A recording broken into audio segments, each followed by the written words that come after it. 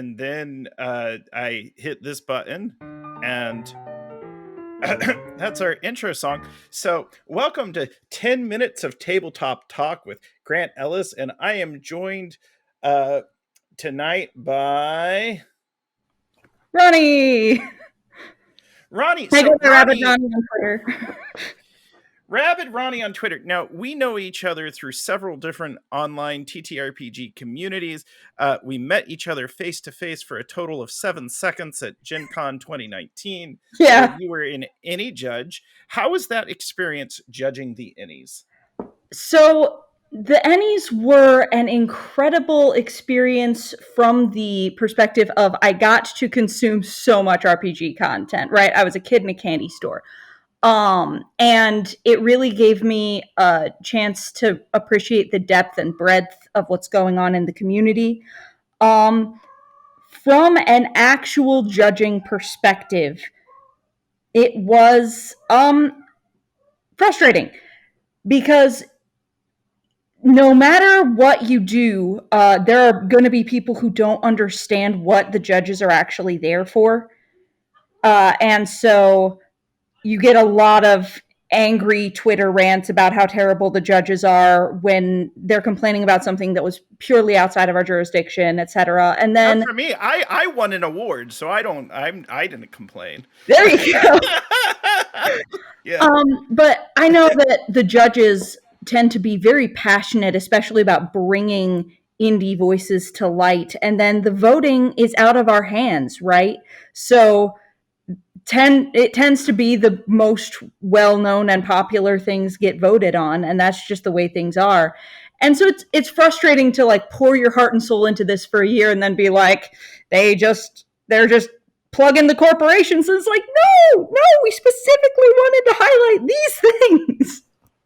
Well, also, what's the problem with plugging a corporation if, like, you like their game, right? Exactly. Like some big games are good. Some big games are not good. I read a lot of big name games that I did not like.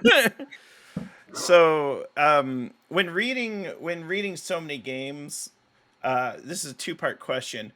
What is the high points of games that you like, and then what's kind of the low points? Like, what's the hard part of going through them, and what's the more fun part? So the hard part is definitely weighing what mechanics are going to be memorable, right? There's some of that you just can't know until you're at the table, and we got hundreds of submissions. There's literally no way to play test all of them, right? So just finding the things that jump out at you. If you have a mechanic in your game that's very central and very different from what other games are doing, it's important to describe that immediately. Character creation needs to be early in your book because that really gives you a feel for how the game is going to play and what you're going to have on hand to explore that world. And if it's not there very early, then it's going to get lost. The thing that was really exciting though was looking at a bunch of different layouts. Honestly, I know that sounds really nerdy, but people organize RPGs so cool. Like I loved watching how different people organized it. The other absolute bottom of the barrel thing is when you are reading a bunch of general rule books, you read the what is an RPG paragraph 80 times, and there's only so many ways to tell people what an RPG is. Do you think that's a necessary part in a game product in 2019 when you judged or onward? I think it depends on the market for the product, right? So if you're making something for kids, absolutely. A kid isn't necessarily going to know what an RPG is, and you want to explain it in terms they're going to understand. If you're making a niche hobby game, get that out of here. By the time somebody's purchased your work, they have dug through 3 pages on Drive-Thru RPG. They know what an RPG is. How is comparing RPGs like comparing Pokemon? Everyone is someone's favorite. That's it. Which Pokemon is your favorite? Oof. I love fairy Top five. types, and my top five would be Swirlix, um, Appleton, Charmander, the whole line because that was my first starter and he's my baby. Snubble and Alola and Grimer. It's just fun. All right. And so, what is the best tabletop adaptation of Pokemon that you've seen? And I know you have created some Poketastic games yourself, but one that maybe you made yourself, and then maybe one that someone else had done. So my Pokemon themed RPG is a solo RPG called Like No One Ever Was, and it it did what I was frustrated that no Pokemon esque RPG did at the time, which was instead of focusing on the mechanics of battle, it talked about the bond between a creature and a trainer. Because to me, that's the cinematic appeal of Pokemon, right? If you're talking about the in-depth battling, that's just math. And when you bring it into a tabletop situation, it can get really crunchy really fast and bog you down. Right now, there is a game that just came out called Animon, which is meant to replicate Pokemon or Digimon. It's more Digimon-esque than Pokemon, but it really captures that dynamic very well and could easily be hacked to cover a broad range of monster-esques. Also, the old classic Pokethulu by S. John Ross. It was the first Pokemon-esque RPG I ever played, and it's still near and dear to my heart. And how was the experience of designing a game? Was it your first game? Had you designed other games before that? What was the experience like?